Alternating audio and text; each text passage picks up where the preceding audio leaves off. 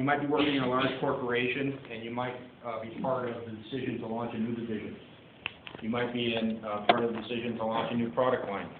You might be in business development and looking to buy an additional company for your large company to tuck in to enhance its overall competitiveness. You might find yourself in the investment banking business or part of the transactional business. You might be an accountant, you might be a lawyer, or whatever. When you go into the business of underperforming companies, that business will never perform better unless it has four things. And this will hold true, this is as old as any of the great religious books. You always have to have these. You have to have a viable core business. Now, no good. But there's more to that, and we'll talk about what that means. A lot of people think they have a viable core business, but they don't. They might actually have a failed business model, and they just tried to rework it, and they never accepted it just as broken. You need to have a capable management team. Another no-brainer. But there's a difference between leaders and managers in the world. Managers are often status quo people. They kind of just administrate and keep things going. Leaders are agents of change. So when I say capable managers, they should be capable of leading too. You need to have available bridge financing. What does that mean? Well, think of a bridge. You close a gap.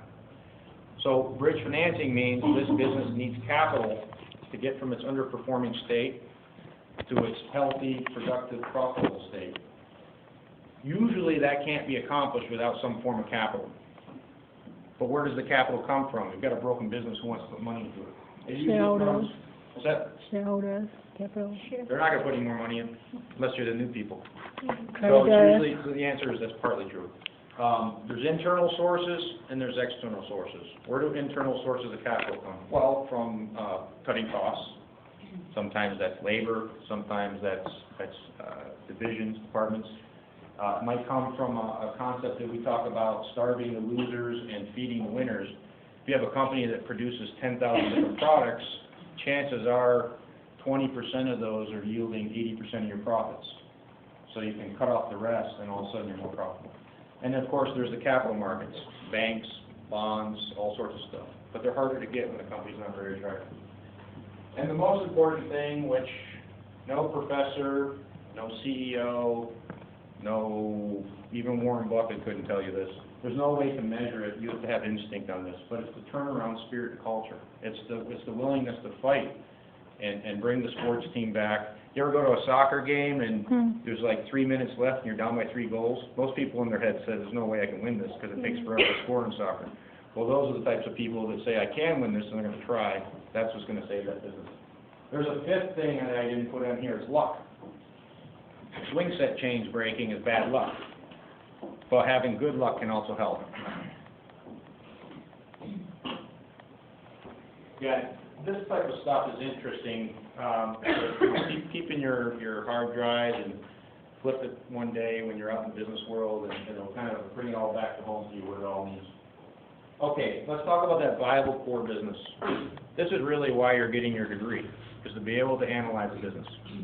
Because analyzing a business can allow you to analyze any project decision. You can go to a non-for-profit company, you can go to a software company, go to an airline, and ultimately you have to analyze things. You have to model them out, and this is what you're going to do the rest of your life if you go into business, period. So, viable core business. You have to have a strategy congruent with core competencies. What does that mean? Coca-Cola decided to build airplanes, they don't have the core competency. Boeing's not going to produce beverages. So make sure your strategy is in line with the skill set of your people. Providing competitive products and services. Again, it sounds like a no-brainer, but a lot of businesses will force a market because they have a lot of capital behind them. But the reality is it might not actually be a competitive product or service. They might be effectively giving it away for free, so it feels like it's growing, but in the end it might not be able to generate money. Serving a set of attractive markets. Well, think around 1908 when Ford Motor Company launched its Model T. It was obviously going to be an attractive market, but if you were in the buggy whip business, it wouldn't have been. You got the best buggy whip manufacturer at that time in this country, and you're going to lose out because the automobile is coming around. So you didn't have an attractive market. Stable market share. Very hard to make an underperforming business into a performing business if the market share, if its slice of the pie isn't at least stable. If that's shrinking, you might be looking at a liquidation of a business. Some big words here, but I'll read it and then I'll explain it. Revenue umbrella and gross margins of sufficient magnitude to support a turnaround. We're talking about size. It's helpful in bigger, you know, you can get to too big too, where some bureaucratic, it's going to be like turning around General Motors of the government. But in the middle market, it's a lot easier to turn around and say little niche garage type businesses because you have things to work with. You have levers, you have time on your hands. This might be more MBA oriented, but it says feasibly generate industry mean return on invested capital by operating as core businesses. What that really means is that this business is in the business of making money. And just by operating itself in an average state, it can generate positive free cash flows. If you're ever at a company and they say, oh, we made a lot of revenues last month, it means nothing. You want to know how much cash you made? Cash pays the bills. Time Warner, when they fund your cable bill, they want you to write a check for cash. You don't send them your revenues. Yeah. So positive free cash flows. So that's the thrust of valuation. That's the thrust of value in a business. That's the thrust of really what management's ability to justify its salaries is all about. Just we don't talk about it enough. So when you look at a business, you're going to look at how much cash do they have first before you look at the revenue? Cash flow and cash is totally different things. Okay, cash flow. All right. Harry, can you give them just a quick definition of what you think cash flow is? Absolutely. Without getting into accounting statements and income statements, it's the after-tax operating cash flows of the business after you factor in the investment in working capital. And so what do I mean about that? Just think of an income statement, very simple. Revenues is how much you basically sold the product for.